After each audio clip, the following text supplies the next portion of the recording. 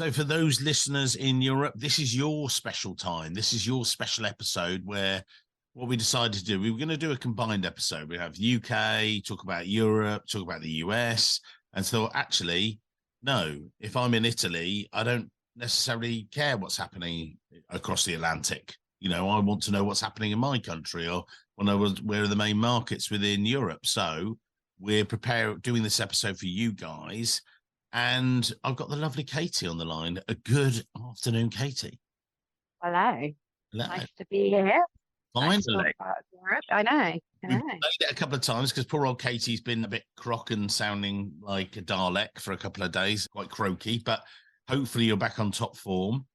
What I want Right. to kick it off, a bit like with Craig, is, well, let's jump in. What's it been like throughout Europe? Just focusing on Europe post-pandemic. I'm going to do another episode for any of the listeners where I do reflect on the year, but talk about the year in Europe in Treasury recruitment. Over to you, first of all. What's the state of it?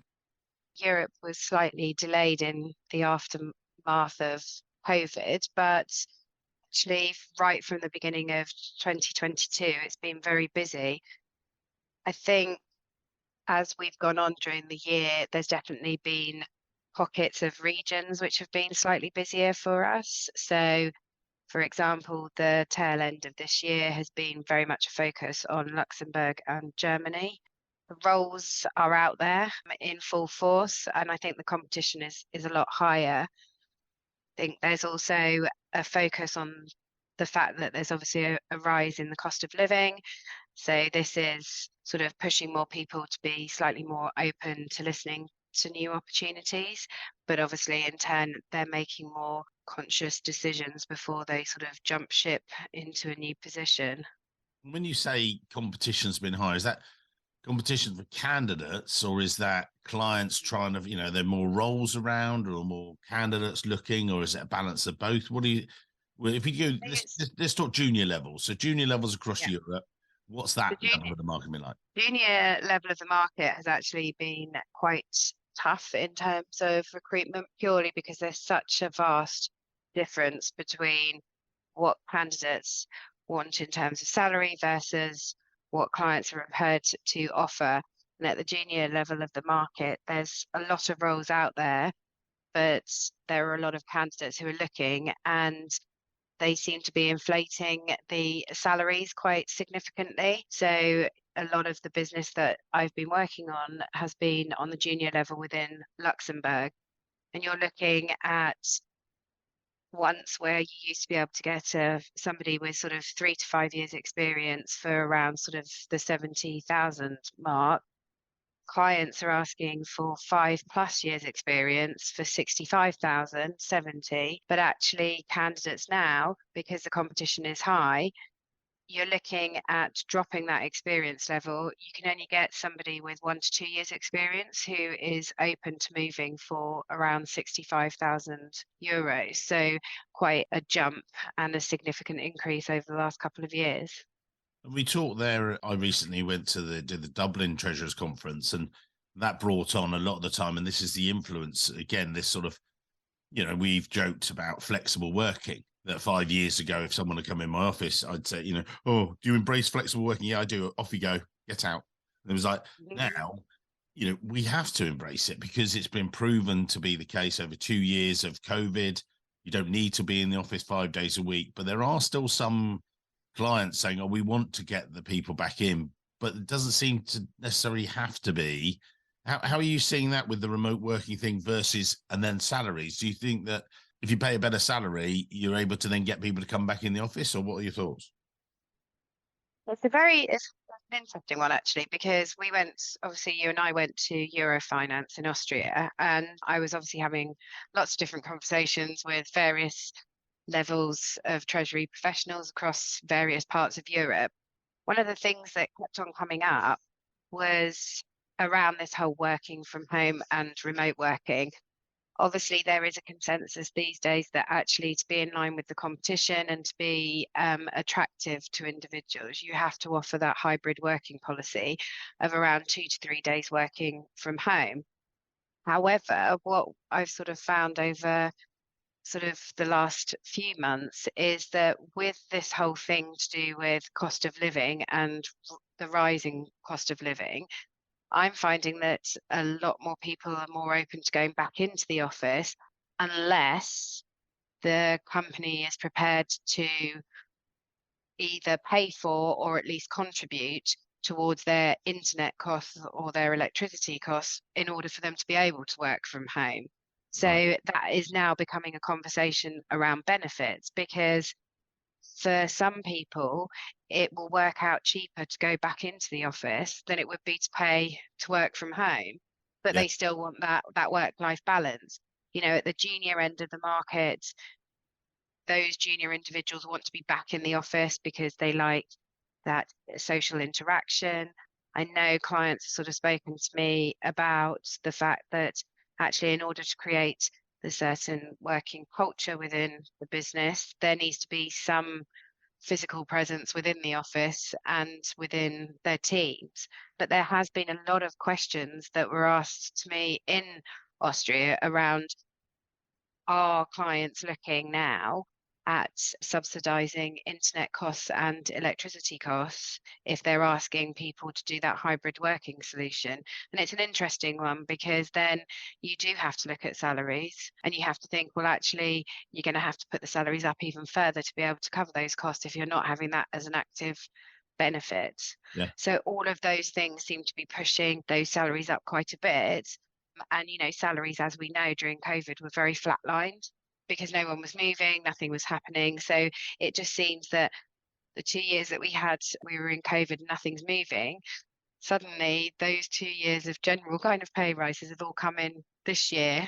Yeah. And all these little grey areas are coming into play. And it's how these companies are going to be able to manage those demands, I think, is something that is probably going to carry on into 2023. How are you're giving them advice? You're talking to people. In fact, you've got a couple of final round interviews with a couple of your clients. Yeah. You're giving them advice and everything else.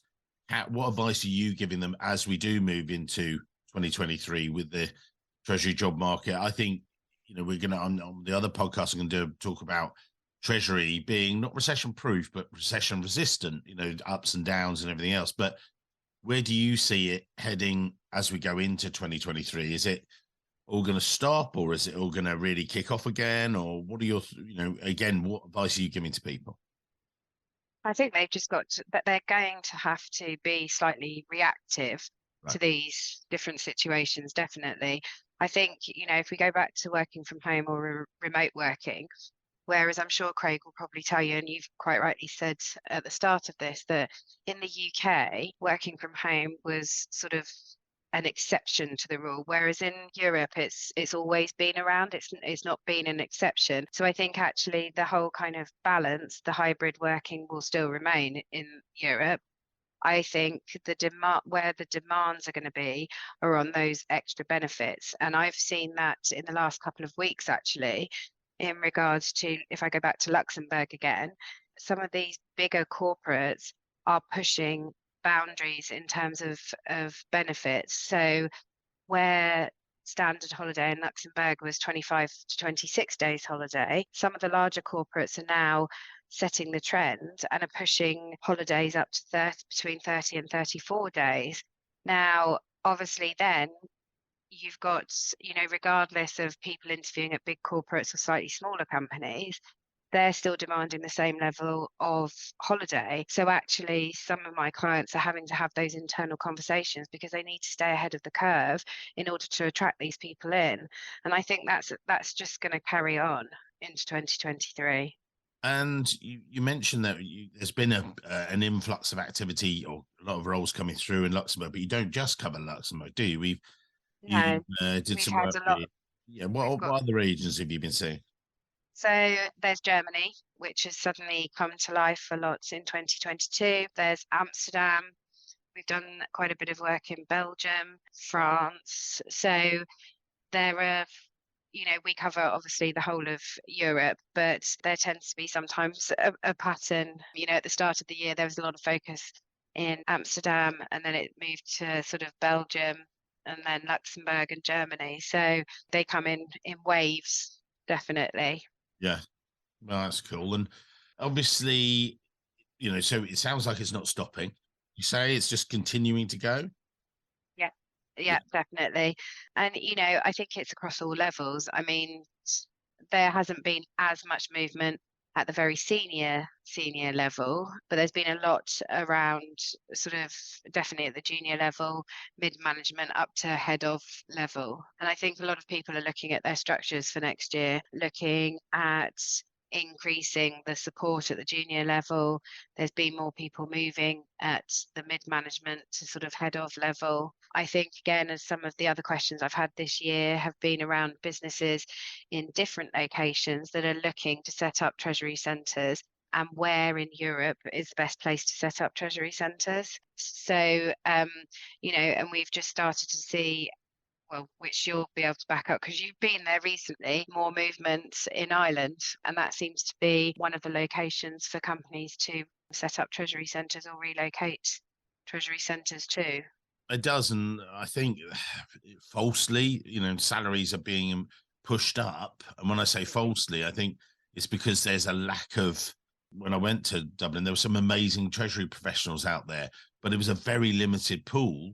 And when I was talking to a lot of the guys, they said, "Yeah, this is great. There's, great. It's keeping our salaries up and everything else, but the cost of living and getting accommodation was brutal." Some of the guys were saying, "Yeah, we literally can't afford to be in town. They're having to move further and further from town because the prices are going up.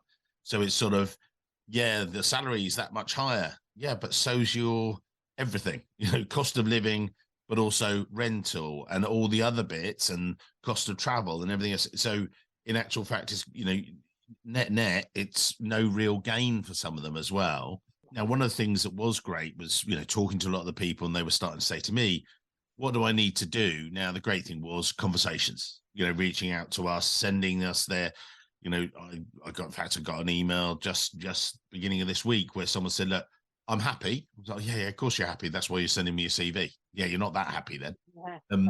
But they were saying, look, I'm getting my bonus in February. So I need to start looking now because I'm on 3 months notice. By the time, I want to be ready, want to be doing interviews in Jan, Feb, March, if possible. They're very much at the senior end of the market. So I think there are less opportunities there at the moment because a lot of people are sitting in their seats and not moving. What would you say people need to do to sort of plan next year or to get ready for it? What are your thoughts?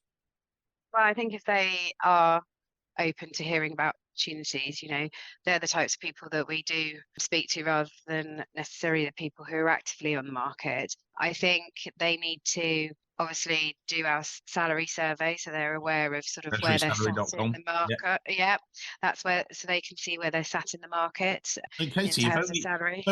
sorry to jump in, but if only you went to treasurysalary.com, were able to benchmark themselves. It's a real survey, not made up Yeah. numbers from one of our rivals I saw the other day, which is just bloody stupid. And if only they were benchmarking themselves as of today against 935. Oh my goodness, we will hit the 1,000. Exactly. We will. 935 treasury professionals globally at all levels, from treasury assistant to global treasurer.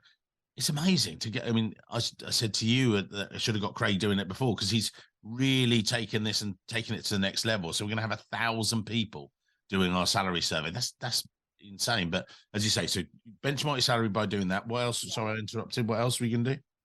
And I think one of the big things that I've definitely found, and I think we were talking about it recently, was that, obviously to make sure your LinkedIn profile's up to date, obviously make sure that your CV remains a live working document. You've always got it to hand and updated Yeah. and current. But I think it's around sort of looking at where you are, looking at your goals, where do you want to get to? How do you do that?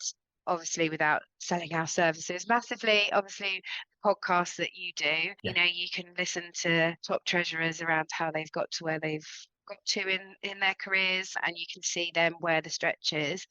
And I think, one of the things to remember is that when you do go on an interview or you do have your CV submitted to a role, you need to be looking at what your key achievements, what is it that's sort of setting you apart from the competition?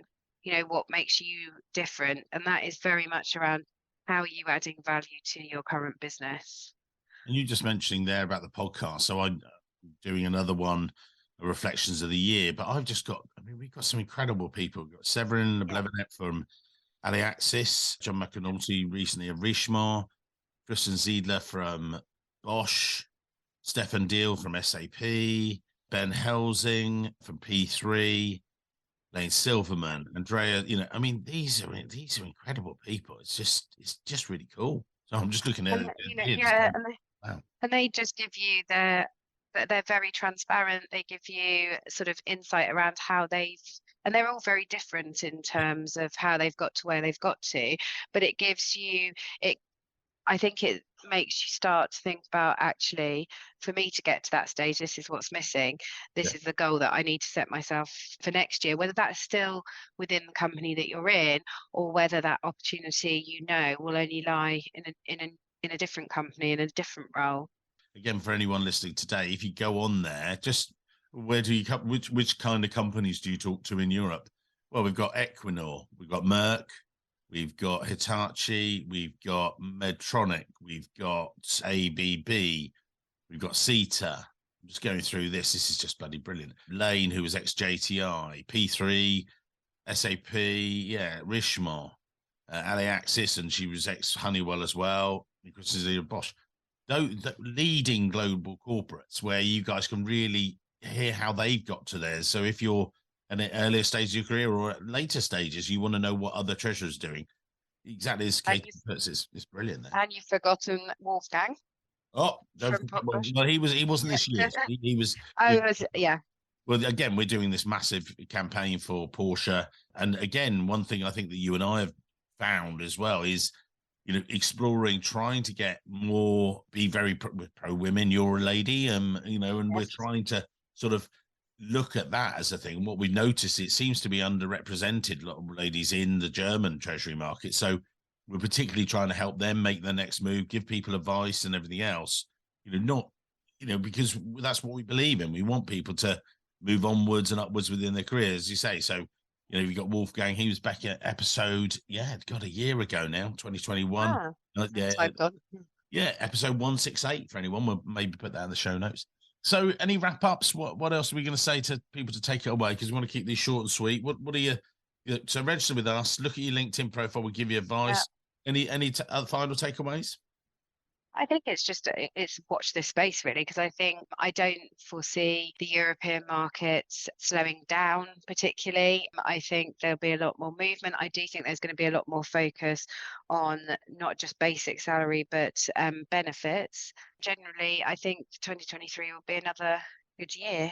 Great. Thank you, Katie. And anyone listening and wants to hear about the US market, then you can tune into that episode. But, if you're in Italy, you probably, or wherever you might, elsewhere you might be in Europe, you're not that interested. But we look forward to seeing you at one of the many, many conferences we'll be attending next year. There's been a good flow of stuff this year, but looking forward to end of the year, Euro Finance and some of the other bits. But thank you for your time today. Hello, it's Mike here again. I hope you enjoyed this week's show. If you did, maybe you want to follow the show or subscribe depending on where you listen. It's totally free and means that you'll be the first to see each and every week when we release a new show. And maybe whilst you're there, you could even leave a quick review. Reviews and ratings are among the most important metrics for a podcast to effectively rank. And as you can probably appreciate, the podcast is a lot of hard work to produce every week. It'd be amazing. Just take, say, 20 seconds, leave a quick review of my amazing guests and their great career stories. We'd really appreciate it. Thanks very much, and I can't wait to see you soon.